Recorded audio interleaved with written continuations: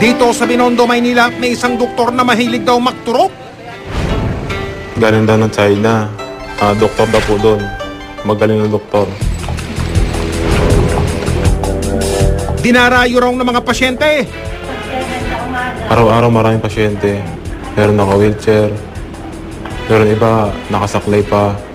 Pinakamababa po ma'am sa isang araw po is 20. Mga Pilipino po karamihan ng pasyente niya. Mga Chinese po. Mga bihira lang po. At kahit anong sakit pwedeng gamutin. Meron po iba, sabi, may barado na po yung puso. Meron naman iba, may tumor. Yung iba naman, may sakit daw sa utak. Talaga nga bang magaling? Tara't ating kilalanin si Dr. Chan Tiam Hock, isa raw acupuncturist at herbalist.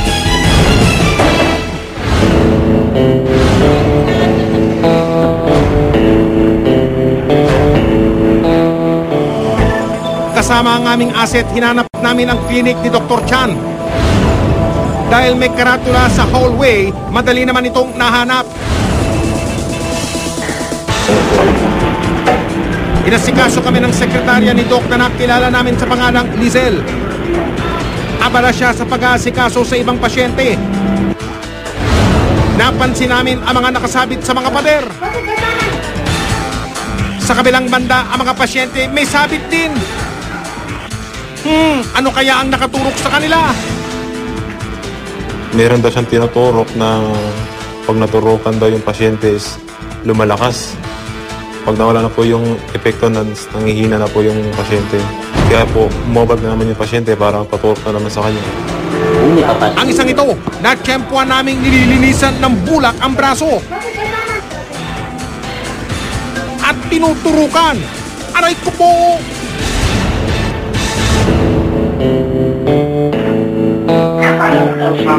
Maya-maya pa nakaharap na namin si Doc. Inusisa niyang mabuti ang kalagayan ng pasyente.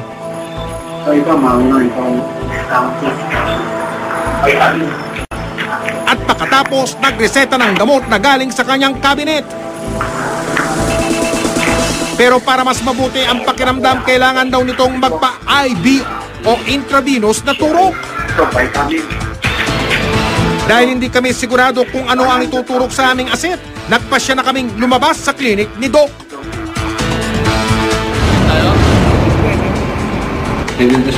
Dila na namin ang mga niresetang gamot sa Bureau of Food and Drugs o BIPAD para humingi ng tinatawag na second opinion. Yung mga gamot mismo na dinala mo, hindi siya registered. Pag tinignan mo kasi yung English translation niya, may mga gamot na ganun, pero iba yung gumawa, na-register dito. So, pwede natin sabihin na parang counterfeit siya. Bawal daw itong ibenta sa publiko. So, meron kasi tayong regulation regarding labeling ng mga drug products. So, number one, hindi siya sumusunod. Tapos, wala siyang English translation. So, ito ay lahat nasa Chinese characters. And then, meron nga tayo yung generics law na isa doon sa mga pinatutupad natin doon ay yung proper labeling ng generic name at saka kasunod nito yung generic ay yung brand name niya. Kailangan daw dumaan sa kanilang tanggapan ang lahat ng mga gamot na ibinebenta sa pamilyan. Ang pangalang Chan Tiam Hock, ipina-scan namin sa talaan ng Professional Regulatory Commission o PRC. Ang resulta, negatibo si Doc sa hanay ng mga rehistradong doktor. Ano yan? Doktor-doktoran! Lumapit din kami sa Philippine Institute of Traditional and Alternative Healthcare o PITAC para ipatingin ang pangalan ni Doc. Pero lumalabas na hindi siya kabilang sa mga lisensyadong acupuncturist sa Pilipinas. Ay! Natuklasan ng investigador na may sikreto pa ang klinika ni Doc. Kasi bahay yun eh, bahay. Ginawa niya kasi parang ospital, ganun. Mga pasyente na pumupunta ron, mga nakadextrose. Minsan yung iba, lumalabas nakadextrose pa. Naku, ang klinik, isa palang kondo. Nangangamba raw ang mga residente rito para sa kanilang kalusugan. Pag sumasakay sa elevator, meron iba na umuubo. Doon lang dumudura sa loob ng elevator eh. Siyempre po, baka mahawaan kami. Mga nakatira doon. Mga pinagtanggalan ng dextrose o mga gamot. Minsan yung iba may mga dugo pa. Kaya na pag nandun sa sahig ng tapunan.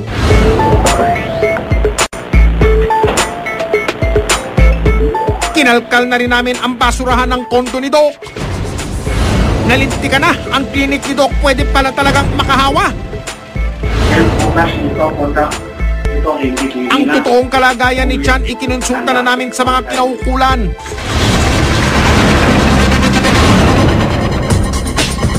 Agad niresetahan ng isang entrapment operation. Kasama ang Municipal Health ng Maynila at District Special Project Unit o DSPU, bumuo ng plano. Si Boy ang bahala, siyang pagdating dun sa pag-explika dun sa inject. Tumulak ang grupo kasama ang investigador. Pagdating sa lugar, bumaba ang asset kasama ang isang pulis. Ilang saglit lang, nakaharap na namin ang target ng grupo. Masusing chinekap ang aming kasama. Nung in-interview niya ako, may kinuha siyang parang card. Habang tinatanong, pag sinasagot ko siya, sinusulat niya ron yung Chinese na hindi ko maintindihan, hindi mabasa eh. Tapos may kinuha siya sa estante niya. Bali 3 gamot yun eh. Pinagbayad bagong turukan. Sinil niya ako ng 2.8. Tapos tinawag niya yung sekretary niya. Sabi niya, pumunta ka doon sa kabila kasi IB ako. Isuswerohan din ako kagaya nung mga nakita una sa akin. Kailangan daw ito para sa sakit niyang ubo. Malinis yung malabas yung toxic sa katawan. Tapos lumipat na ako sa kabila. Tumabi ako doon sa mga nauna sa akin. May mga nakaswero. Pero bago maturukan ang aming asset, nagbigay na kami ng hudyat sa iba pa naming kasamahan. Susunod, doktor na walang lisensya kinonsulta ng mga autoridad. At kondo na ginawang klinika, niresitahan na ng closure order. Dali sa presinto, sityo ito. Pupusasan kita.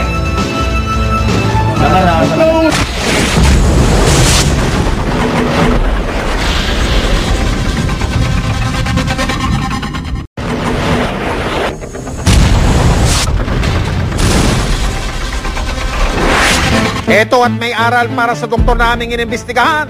Kung hindi kumpleto ang inyong dokumento, ang inyong pagtusok-tusok, sa batas, walang lusot. Isang kondo na naging klinika, inirereklamo ng mga residente. Ang pangalang Cham Tiang Hock hindi pala rehistrado sa Philippine Regulatory Commission at pitat bilang doktor. Sa surprise operation ng Manila Health Office na bulabog ang klinika ni Doc Chan. Good afternoon po. We are from the Manila City Hall. We came here for some verifications.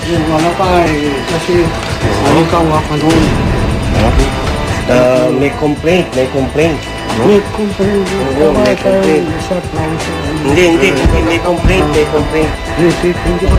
Hirap daw makaintindi si Chan ng wikang Ingles kaya pilit naming pinaintindi ang aming pakay. Karapatan niya tumawag ng abogado para tulungan kayo. Ha?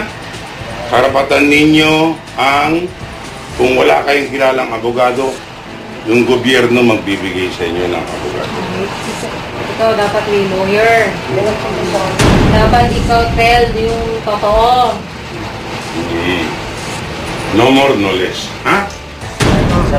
Nabawi ang marked money sa lamesa ni Doc. Hinanap ang mayor's permit. Sabi siya yung permit daw kasi tayo practice dito yung clinic. He's asking for mayor's permit. Siya sabi. Kasi practice ka dito. So siya ask sa'yo kung yung mayor's permit, may permit ka dito practice yung clinic. Kung tayo ay in the practice of our profession, tayo po ay sumisingil ng bayad, kinakailangan may business permit as medical clinic. Sa talaan ng business permit, walang lisensya ang klinika. Ang huling na issue namin na permit yan is way back 2004 to operate the business of retail, general merchandise, and importer, not as medical clinic. kami ng Dumating ang anak ni Hawk para magpaliwanag. Kapitan Reyes, Ityol. Asan ang BPAD neto? Isang pa neto? Permit to operate clinic. Wala nga eh. Ito, Inusisa rin ang mga gamot na ibinebenta. sa ubo yan eh. Ito malaki sa to. Tignan natin kung may BPAD register.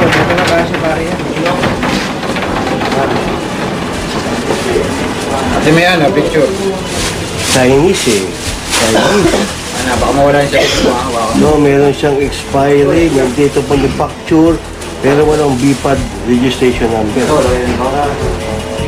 Dahil expired na ang kanilang lisensya, kumpiskado ang mga gamot.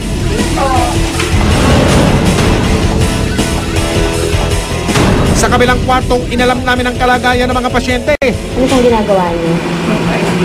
Nagpapa? Ano pong sakit niyo? Ha? Lipoma? Bakit hindi sa doktor? Ano po? Dito po yung Magkano sinisinan sa inyo? Hindi rin daw malinaw sa kanila kung para saan ang ginagawa sa kanila. Chinese drugs ang herbal daw yan, pero just the same, kinakailangan ay malinaw na kung anong herbal yan, sino nakakaintindi niyan, Chinese lamang. Ina-apply po sa mga Pilipino nating mga kaibigan. Yun pong ini-inject, ano po yun? Chinese herbal medicine. Herbal medicine. Oh. Ngayon new na China. Scientific na China. Herbal medicine, may injection, may inom. Habang kinukumpiska ang mga gamit, Labas kayo! Anong labas kayo? Ikaw mo lumabas! Balik mo na ito sa presinto. Kung ko kumuha, pulis ako. Ikaw, sumusobra ka na.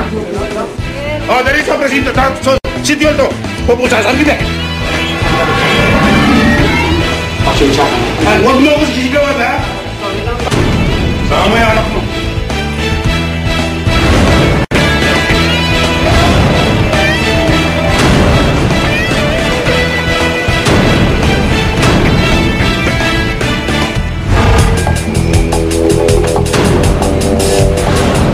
sa tanggapan ng DSPU, dinala ang tatlo pati na rin ang mga gamot na ibinebenta ng walang permit.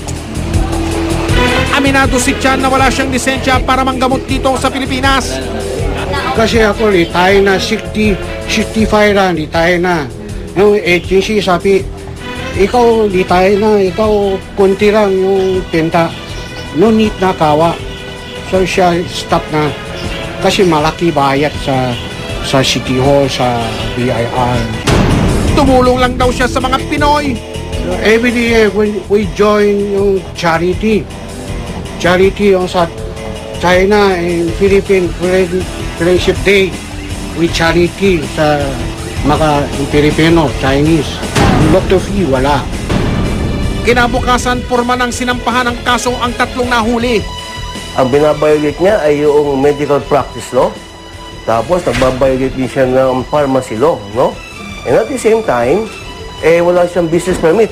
Dapat ay provided siya with sanitary permit. Wala din siya.